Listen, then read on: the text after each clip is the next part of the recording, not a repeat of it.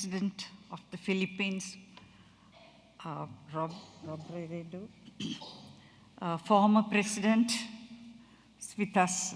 I just saw him on the way. So nice to have seen you too.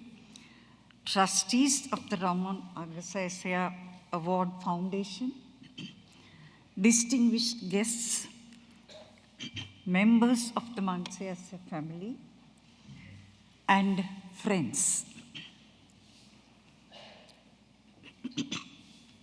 The Ramon Magsaysay Award affirms the spirit of humanity that endures even under the most difficult of circumstances. My work with children and adults living with war, disaster, and other hardships has shown me that even in the context of terrible violence, loss, and suffering, there is always the possibility of growth, caring, and hope.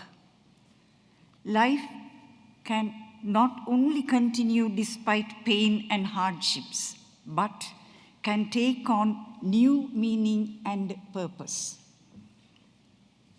Working in war-affected eastern Sri Lanka in the mid-1990s, I saw, with encouragement and assistance, children on the small tidal island of Nasivantivu found the courage to negotiate with the warring parties to allow safe passage for the bus that took them to school, enabling access to an education that would transform their lives.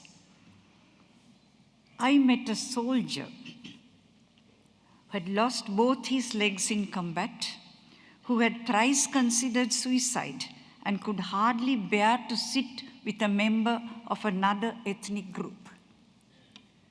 I witnessed how, through personal contact, this young man was able to set aside his anger and to care for an older woman from a community he deeply mistrusted.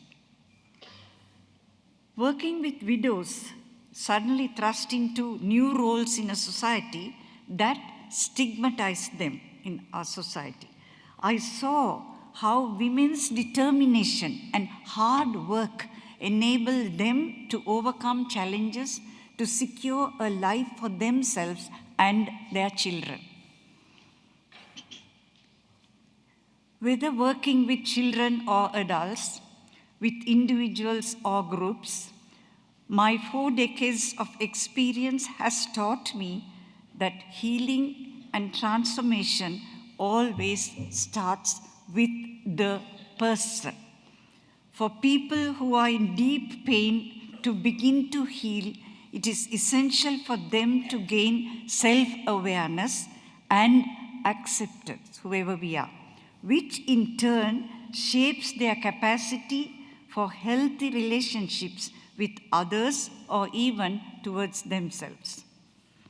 This kind of personal growth is often something people overwhelmed by suffering find difficult to do for themselves. But with support and loving care from another human being, like the beautiful lotus that emerges from the mud, these people can be helped to bloom despite the pain they have experienced.